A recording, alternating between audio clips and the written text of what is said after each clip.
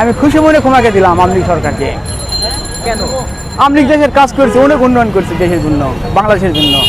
না, যারা আওয়ামী লীগকে মানে ছাত্রদের ব্যবহার করছে তাদের দোষ এটা।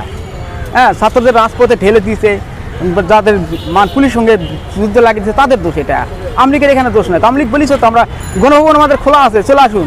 এটা করছে হলো মানে দলের বড় বড় নেতারা, এটা মানে ছাত্রদের রাজপথে ঠেলে দিছে, তারাই দোষ। তাদের ধরে আনে আওতার মাধ্যমে নিয়ে আলে তাদের বিচার হবে। পুলিশ তখন কাদের কথা শুনছে? যাই সরকার থাকবে তার কথা শুনবে, এটা সরকার তো যাই থাকবে তারই কথা। এখন যদি পুলিশ আছে, যে সরকার চলিচ্ছে তাদের কথাই পুলিশ শুনবে, আমার কথা শুনবে না তো। না, আওয়ামী লীগের দোষ নাই তো এখানে, দোষের কিছুই নাই, কোনো কিছুই নাই এখানে। আওয়ামী লীগ ভাই প্রথমে আওয়ামী লীগ রাস্তাঘাট ব্রিজ হলে সম্পূর্ণ ভালো করছে আওয়ামী লীগে, কিন্তু এই সরকার দিয়ে আগে কী করে প্রথম নয়া সরকার আইব, পরে কী দিয়ে করবো কি না করবে কোনো সিকিউরিটি নেই। কিন্তু আওয়ামী লীগ সরকার ব্রিজ রাস্তাঘাট সবে ভালো করছে। আপনি ক্ষমা করে দেন, রাস্তাঘাট ভালো করছে, দেশ গ্রামে ভালো চলছে। এই কারণে যে কাজ করছে তার ক্ষমা কোনো মতেই আসে না। তার যে দণ্ডী হওয়া বা শাস্তি হওয়া একেবারে নিঘাত, যে কোনো মানুষই ক্ষমা করবে না।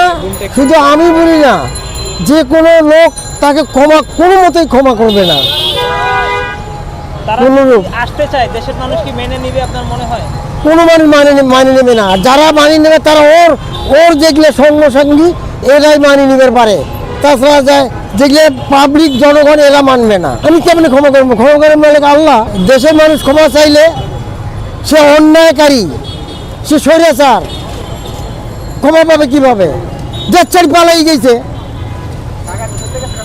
দেশচারি পালাই যায় নেই।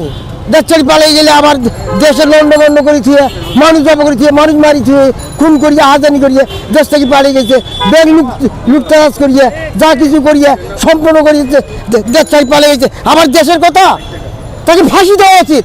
আমরা তো ইস্কেজলা লোক, সাধারণ লোক, খালি শুনেছি, খবর দেখেছি, দুর্নীতি, মানুষ খুন, হেসে এটা সেটা এগুলোই করছে। আমাদের ইস্কেলার আর কি করার আছে? যেইটা করবো ওইটাই মাইনে নিবে হইবে। আমরা তো আর সাধারণ লোক, খাটি খাওয়া লোক, আমাদের তো আর কোনো করার নাই মামা, বোঝেন নাই?